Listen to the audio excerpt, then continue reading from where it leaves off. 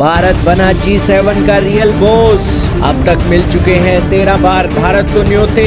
पिछले 7 सालों से लगातार भारत के प्रधानमंत्री जा रहे हैं G7 समिट में।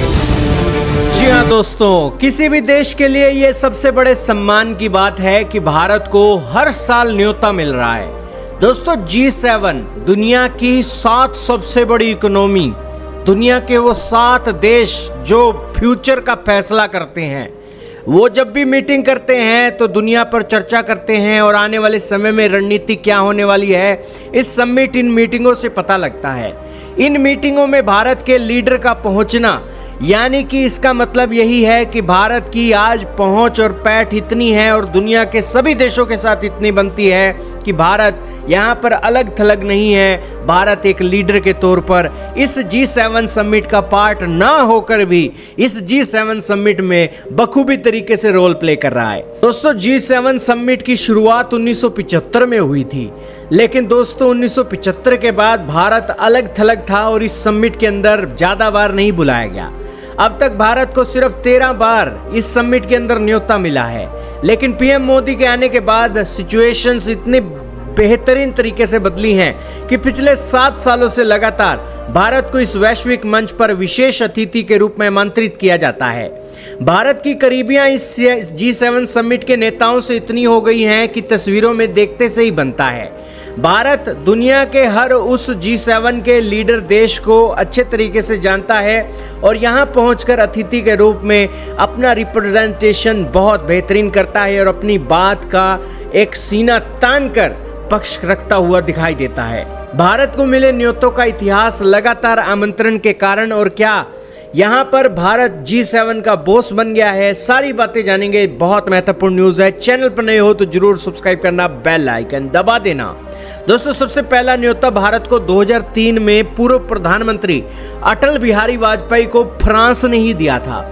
इसके बाद 2005 से 9 तक पूर्व प्रधानमंत्री डॉक्टर मनमोहन सिंह को लगातार 5 बार इस समिट के अंदर आमंत्रित किया गया था, लेकिन पीएम मोदी ने उन सभी का रिकॉर्ड तोड़ दिया और पिछले 7 सालों से लगातार G7 समिट में वो जा रहे हैं।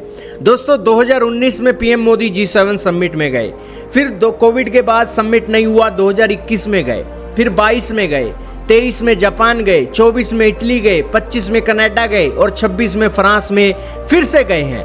और इससे पता लग रहा है कि भारत की वैल्यू आज के समय में कितनी है। G7 दुनिया की 7 सबसे विकसित और अमीर लोकतांत्रिक अर्थव्यवस्थाओं, जिनमें अमेरिका है, ब्रिटेन है, फ्रांस है, जर्मनी है, इटली है, कनाडा है, जापान का समूह है। भारत इसका स्थायी सदस्य नहीं है, फिर भी इसे बार बार बुलाने के लिए भारत की ताकत को एक बेहतरीन तरीके से रिप्रेजेंट करने के नजरिए से इसे देखा जा रहा है। भारत आज दुनिया के विकासशील और गरीब देशों का सबसे बड़ा नेता और आवाज बनकर उभरा है, जिस कारण G7 देश जानते हैं कि विकासशील देशों के सहयोग के बिना वैश्विक नीतियां सफल नहीं हो सकती।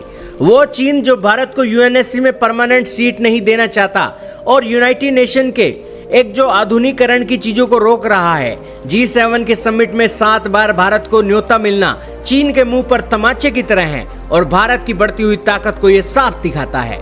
भारत वर्तमान में दुनिया की सबसे तेजी से बढ़ती प्रमुख अर्थव्यवस्थाओं और 5वीं सबसे बड़ी आर्थिक शक्ति है। व्यापार, सप्लाई चेन, निवेश के लिए पश्चिमी देश भारत को नजरअंदाज नहीं कर सकते। यही कारण है कि भारत G7 का बॉस बन चुका है और यहाँ पर एजेंडे तय करने में भूमिका निभा रहा है और अपना पक्ष भी इस समिट के अंदर बखूबी तरीके से रखना जानता है। भारत ने यहाँ पर ना सिर्फ अपनी बातें रखी, बल्कि G7 समिट में अमेरिका के राष्ट्रपति ट्रंप के साथ कुर्सी साझा करके नाविकों का मुद्दा उठाकर शेर की तरह दहाड़ भी मारी। कहने का इतना ही मतलब है कि G7 के समिट में भारत ने डायलॉग, डिप्लोमेसी और अपने देश को रिप्रेजेंट करने में कोई कोर कसर नहीं छोड़ी और भारत का डंका दुनिया और G7 में बजा दिया। आप इस बात से कितनी सहमत हैं, कमेंट सेक्शन में जरूर बताइएगा।